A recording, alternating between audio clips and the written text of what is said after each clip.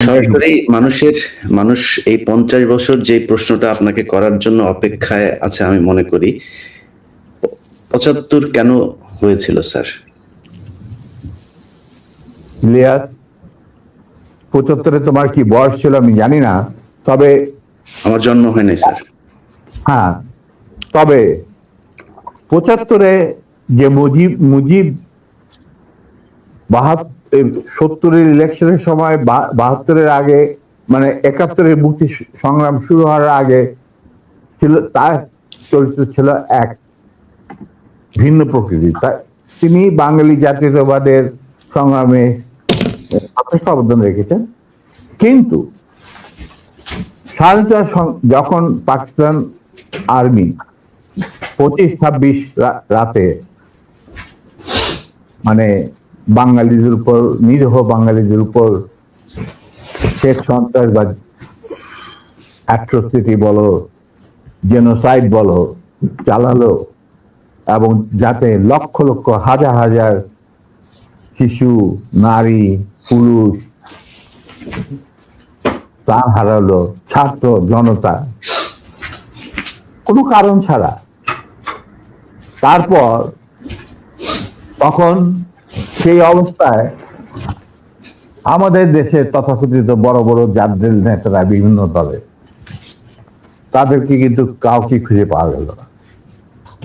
তারা তখন তাদের নিজেদের জীবন বাঁচিয়ে যার যার মতো জায়গায় চলে গেলেন। মুজিব স্বয়ং পাকিস্তান আর্মির কাছে ধরা দিলেন এবং তাদের সাথে একটা বন্দোবস্ত করে তার পরিবারের ভরণ পোষণের দায়িত্ব আর্মির হাতে তুলে দিয়ে তিনি পাকিস্তানে পাড়ি জমান। ডাক্তার কামাল হোসেনকে সামনে, যিনি ছিল major via media between Mujib and দি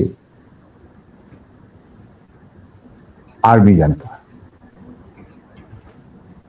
তখন সেই দিশাহারা মানুষ বুঝতে পারছিল না বাংলাদেশে যে তারা কি করবে, তারা কোথায় যাবে, কিভাবে নিজের প্রাণ বাঁচাবে।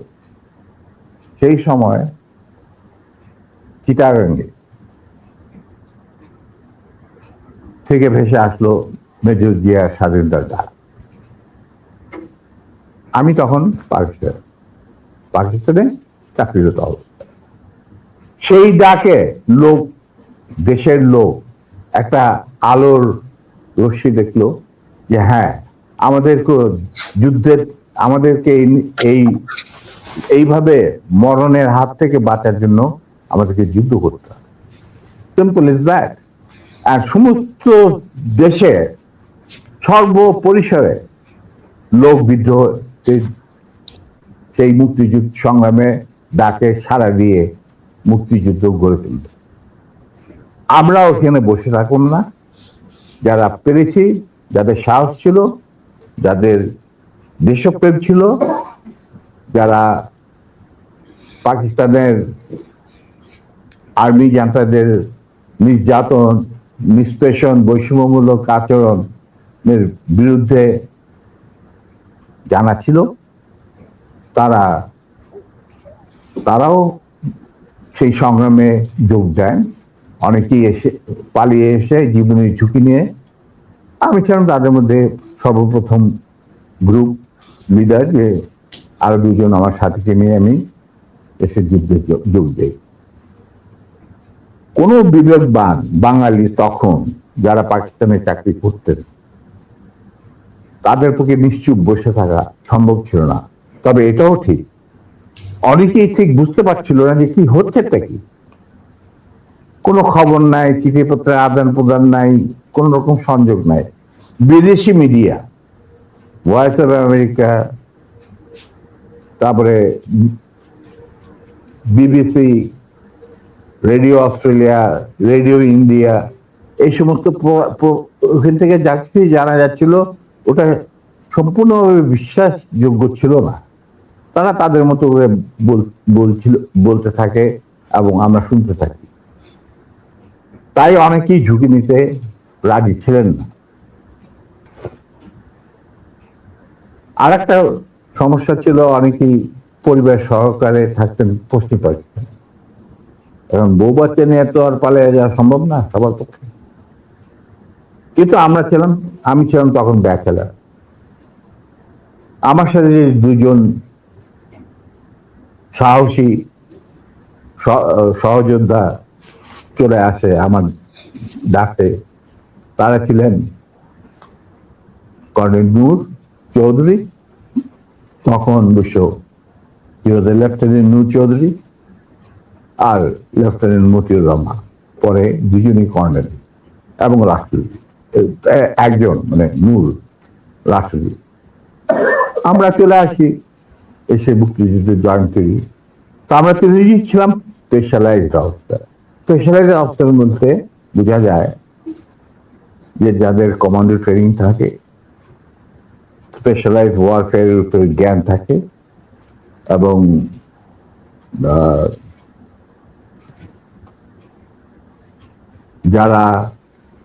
যাদের ইন্টেলিজেন্স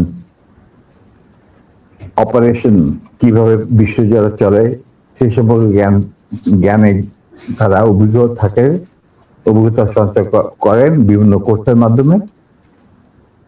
তা আমরা ছিলাম তিনজনই সেই ধরনের অফিসার। তাই আমরা জীবনের ঝুঁকি নিয়ে আল্লাহর নাম নিয়ে বেরিয়ে পড়ি এবং অতি সহজেই দিল্লি পর্যন্ত পৌঁছে যায়। এবং সেখানে আমাদেরকে রিসিভ করা হয় সাউথ ব্লকে, মানে প্রাইম মিনিস্টারের অফিসে শ্রীমতী ইন্দিরা গান্ধী, ল প্রধান founding father general Ruban Singh, DP Dhar, মুখ্য সচিব প্রাইম মিনিস্টারের and in charge of Bangladesh affair, এনারা আমাদেরকে রিসিভ করে। তারপর অনেক আলাপ আলোচনা, কিছুদিন ট্রেনিং, ব্রিফিং, পরে আমাদেরকে মুজিবনগর সরকারের কাছে হ্যান্ড ওভার করে দেওয়া হয় এবং আমাদেরকে দিল্লি থেকে নিয়ে আসার জন্য general Usmani, commander in chief মুক্তি ফৌজ, জনাব Tajuddin, prime minister of the provisional government, 7 দফা চুক্তি করার পর, আর ফরেন মিনিস্টার খন্দকার মুশতাক আহমদ, যিনি আমার বাবার ক্লাসমেট, তারা আসেন দিল্লিতে। এসে তাদেরকে ফর্মালি আমাদেরকে হ্যান্ড ওভার করে দেওয়া হয়। তারপরে আমাদের তিনজনের মধ্যে দুজনকে, আমাকে এবং মতিকে, অ্যাপয়েন্ট করা হয় as guerrilla adviser to the sector commander. মানে 11টা সেক্টরের মুক্তিযোদ্ধাদের রিক্রুট করা, তাদের ট্রেন করা, তাদেরকে ইন্ডাক্ট করা, অপারেশন করানো, সব দায়িত্ব পড়ে আমাদের দুজনের উপর। আমরা এই 11টা সেক্টরকে ভাগ করে নিই। আর Noor being the junior most, Osmani সাহেব উনাকে তার পার্সোনাল স্টাফ অফিসার হিসেবে মুজিবনগর সরকারের যে হেডকোয়ার্টার ছিল মুক্তিবাহিনী, সেখানে তার সাথে রাখেন। এবং শেষ পর্যায়ে কিছুদিনের জন্য নূর অনেকটা দৃঢ়তার সাথেই উসমানীর সাথে আলাপ করে সাত বেঙ্গলে চলে যায় এবং মুক্তিযুদ্ধে সক্রিয়ভাবে অংশগ্রহণ করে। সেও আঘাতপ্রাপ্ত, মানে সেও যুদ্ধে ইনজিওর্ড হয় একটা অপারেশনে, এবং তাকে বীর বিক্রম খেতাব দেওয়া হয়। আর আমি যুদ্ধের সময় 3-4 বার আহত হয়েছি, তার একটা নিদর্শন আমার দেখো, হাতের অবস্থা এখানে সেখানে সবকিছু অর্ধেক বোধ হয় আর্টিফিশিয়ালি ক্রিয়েটেড, রিক্রিয়েটেড, যেটাকে প্লাস্টিক সার্জারি বলা হয়। But then I continue. তারপর সেনাবাহিনী গঠন করা, বাংলাদেশ মিলিটারি একাডেমি স্থাপন করা, পিটি স্কুল মানে ফিজিক্যাল ট্রেনিং স্কুল স্থাপন করা, সিলেটে ওয়েপন অ্যান্ড ট্যাকটিক্স শেখার স্কুল স্থাপন করার সব দায়িত্ব আমরা পালন করি। এর সাথে সাথে চলে রিক্রুটমেন্ট ফর আর্মি, যে 5টা ব্রিগেডের প্র্যাকটিস দিয়েছিল বুঝি, এই ব্রিগেড 5টা এবং বিমান বাহিনী, নৌবাহিনীর জন্য রিক্রুটমেন্টের ইনচার্জ ছিলেন deputy chief of staff Ziaur Rahman. যদিও তিনি সিনিয়র ছিলেন, তাকে তো বানায়নি চিফ, তাকে তো অ্যাজ এ কর্নেল বের করে দিতে চেয়েছিল, কিন্তু পারেনি, আমাদের জন্যই পারেনি। আচ্ছা, যাই হোক, ওনার স্টাফ অফিসার হিসেবে দায়িত্ব পড়ে আমার উপর। আর আমি একাই আমার অন্যান্য সহযোদ্ধা কমান্ডারদের লিস্ট ওরা পাঠিয়ে যেত। আমি প্রায় 25,000 প্রাক্তন মুক্তিযোদ্ধা যারা আমাদের আন্ডারে চাকরি করেছে, মানে যুদ্ধ করেছে, তাদেরকে আমি আর্মিতে, এয়ারফোর্সে, মানে ডিফেন্স ফোর্সে, নেভি ইনক্লুডেড, নিয়োগ রিক্রুট করি। তারপর চাকরি করতে থাকি, চাকরি চলতে থাকে। এই হচ্ছে আমাদের স্বাধীনতা সংগ্রামের ছোট্ট সিনপসিস। বলো এরপর কি, আর কি জানতে চাও?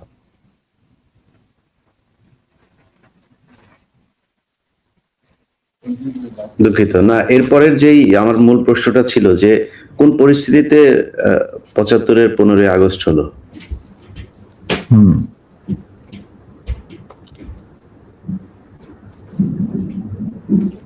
খুবই স্পর্শকাতর প্রশ্ন ইলিয়াস।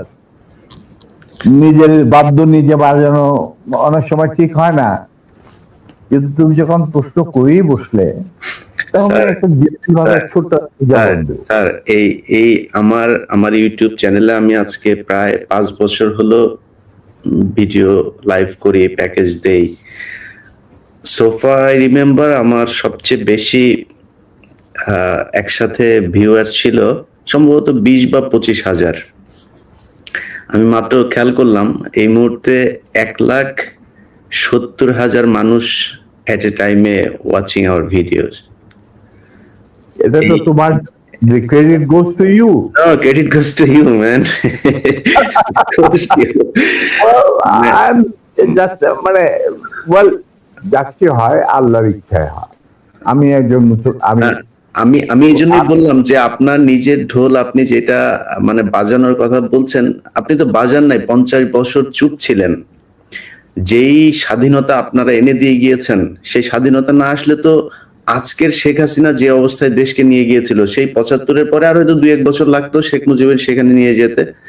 তো আমাদেরকে এই যে উদ্ধার করে দিয়ে গিয়েছেন, এই কৃতজ্ঞতা বোধটা বাঙালি জাতির নেই, যে কারণে আজকে মেজর শরীফুল হক ডালিম বাংলাদেশের মাটিতে নেই। অথচ আপনাদেরকে সর্বোচ্চ সম্মাননা দিয়ে আমাদের দেশে রাখা দরকার ছিল, সেই সম্মানটুকু আমরা দেখাতে পারি নাই বলেই মাঝে মধ্যেই আবার 2024 আসে। তো আপনি ওইটা নিয়ে আমার মনে হয় দেরি তো অবশ্যই হয়েছে, কিন্তু আমাদের জানা উচিত। এই জাতি, প্রতিটা মানুষ জানতে চায় কি হয়েছিল 75-এর 15ই আগস্ট। প্রথম কথাটা হচ্ছে যে 15ই আগস্ট কিন্তু কোনো বিচ্ছিন্ন ঘটনা না। এটা সূত্রপাত হয় মুক্তিযুদ্ধ চলাকালীন অবস্থায়।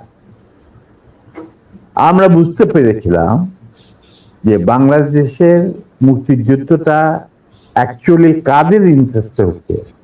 দেখে আমাদের ইন্টারেস্টে হচ্ছে যে আমরা আমাদের যুদ্ধ করে স্বাধীন করব, নাকি এটার পেছনে অন্য কোনো উদ্দেশ্য কাজ করছে।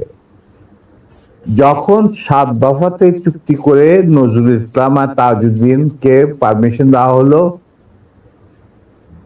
To establish provisional government in Calcutta. এই 7টা ক্লজ পড়ে সাইন করার পর, দস্তখত করার পরে নজরুল ইসলাম সাহেব ফিট হয়ে পড়ে গিয়েছিলেন যে এটা তো একদম একটা দাস খর, যে আমরা ক্রমান্বয়ে ভারতের একটা করদ রাজ্য, তারপরে একটা অঙ্গরাজ্য হিসেবে অঙ্গরাজ্যে পরিণত হবে বাংলাদেশ, হবু বাংলাদেশ। আর ওই joint declaration between Usmani and general Manekshaw joint command establish করার পর কথা ছিল যে general Usmani on behalf of Bangladesh government will invite General Manekshaw to come and be present as an auxiliary force commander, সহায়ক শক্তির commanding chief হিসাবে in the Sunday ceremony, but the instrument will be signed by the Mukti Fauj commander-in-chief, who was General Usmani, Colonel Usmani. কিন্তু সেটা হতে দেওয়া হলো না। 16 ডিসেম্বরে যে সারেন্ডার সেরেমনি হলো রেস করতে, সেখানে পরিষ্কার বাংলাদেশের জনগণ দেখতে পেল যে পাকিস্তান আর্মি সারেন্ডার করছে ভারতীয় সেনাবাহিনীর কাছে, এবং সেখানে সাইন করছেন আরোরা ভারতীয় বাহিনীর পক্ষে, আর ওদিকে নিয়াজি পাকিস্তানি আর্মির পক্ষে। সেখানে মুক্তিযোদ্ধারা কোথায়? আমরা পরে থাকলাম ঝাড়ুদার হিসেবে ইন্ডিয়ান আর্মির রাস্তা পরিষ্কার করে দেওয়ার কাজে, বনে বাজারে।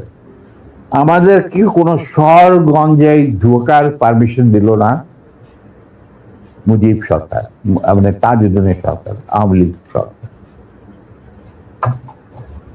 সেই অবস্থায়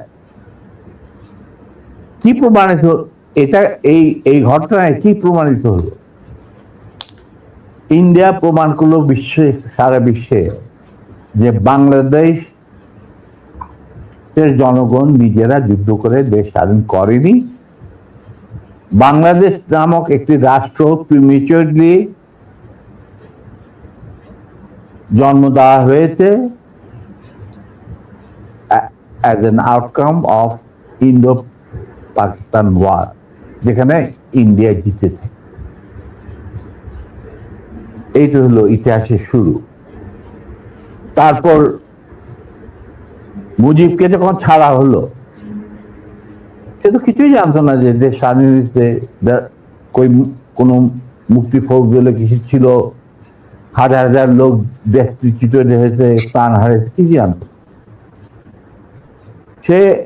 তাকে যখন ছেড়ে দেওয়া হলো, তখন ইন্দিরা গান্ধী তাকে পাকিস্তানে ফোন করে বলল যে, ফোন করলো মুজিব, ফোন করে বলল যে আমি দেশে ফিরে যাচ্ছি। তখন ইন্দিরা গান্ধী যাওয়ার আগে আপনার সাথে দেখা করে আমি আপনাকে কৃতজ্ঞতা জানতে চাই। তো তখন ইন্দিরা গান্ধী বলল, কৃতজ্ঞতা তো জানাবেন, আপনি ফোন না করলে আমি আপনাকে ফোন করতাম, আপনাকে ঢাকায় সরকারে আপনি যাবেন না, আপনি নয়াদিল্লি হয়ে যেতাম। মুজিব সেটাই করলেন, তিনি চলে গেলেন নয়াদিল্লি, লন্ডন হয়ে। সেখানে কি হলো, যে 7 দফা চুক্তিতে সাইন করার পর প্রবাসী সরকার গঠন করেছিল তাজউদ্দিন আর নজরুল ইসলাম, সেই আওয়ামী লীগ বাংলাদেশে ক্ষমতা গ্রহণ করলো সারেন্ডারের পর।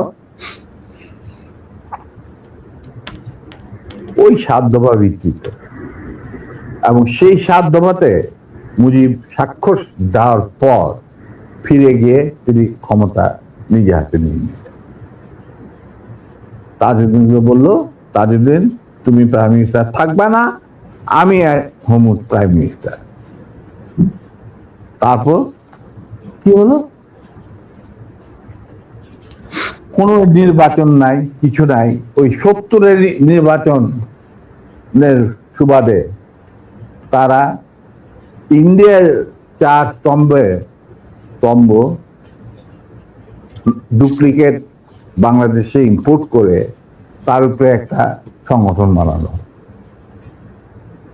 হুবহু এক। শুধু তাই না, রবীন্দ্রনাথ ঠাকুর, যাকে নিয়ে আমরা নাচানাচি করি এবং অনেকের মানে ভাসে যায়, আপ্লুত হয়ে যায় আবেগে, এই রবীন্দ্রনাথ ঠাকুর একজন ইন্ডিয়ান নাগরিক এবং ইন্ডিয়ার জাতীয় সঙ্গীতের রচয়িতা। আমাদের দেশে তার চেয়েও প্রতিভাবান কবি কাজী নজরুল থাকা সত্ত্বেও আমরা সেই ভারতীয় নাগরিকের একটা গানকে আমাদের জাতির উপরে চাপে দেওয়া হলো জাতীয় সঙ্গীত। পৃথিবীর ইতিহাসে এমন কোন নজির আর দ্বিতীয়টা আছে বলে আমি মনে করি না। কেন কোন বাংলাদেশে যদি নজরুল ইসলামকে আমরা জাতীয় কবি আখ্যা দিয়ে থাকি, তাহলে নজরুল ইসলামের গান কেন হলো না? বা অন্য কারো গান হতে পারতো জাতীয় সঙ্গীত। ভালো ভালো কবি সাহিত্যিক ছিলেন আমাদের দেশে, কিন্তু পৃথিবীর ইতিহাসে কোথাও নাই যে বিদেশি এক নাগরিকে যে নাকি তার দেশের জাতীয় সঙ্গীত রচনা করেছে এবং আমাদের শুদ্ধ স্বাধীন বাংলাদেশে এসেও আমাদের জাতীয় সঙ্গীত রচনা করতে হবে। কি ধরনের কথা? That means you have nothing in your hand. তারপর মুজিবকে দিয়ে রক্ষী বাহিনীর সৃষ্টি করলো ইন্ডিয়া। তারা বাংলাদেশের সামরিক বাহিনীকে দুর্বল করে একটা নামে মাত্র সামরিক বাহিনী, হাতে লণ্ঠন, করে ঠনঠন, এই ধরনের একটা সেনাবাহিনী রাখবে। আর কারণ একটা সেনাবাহিনী তো রাখতেই হবে, কারণ যে কোনো জাতির মেরুদণ্ড হচ্ছে সেনাবাহিনী। ওই হাতে লণ্ঠন, করে ঠনঠন, আর আসলে তার চেয়ে অনেক শক্তিশালী একটা বাহিনী গঠন করলো ইন্ডিয়া। স্যার, ওই যে 7 দফাটা, আমরা তো ইতিহাস পড়ে, আমরা তো আসলে সাক্ষী না, আমরা পড়ে মানুষকে জানানোর চেষ্টা করেছি। আপনার স্মরণ আছে 7 দফাটার কথা কি কি ছিল? ওই দফায় যদি কয়েকটা গুরুত্বপূর্ণ জায়গা যদি মনে রাখেন।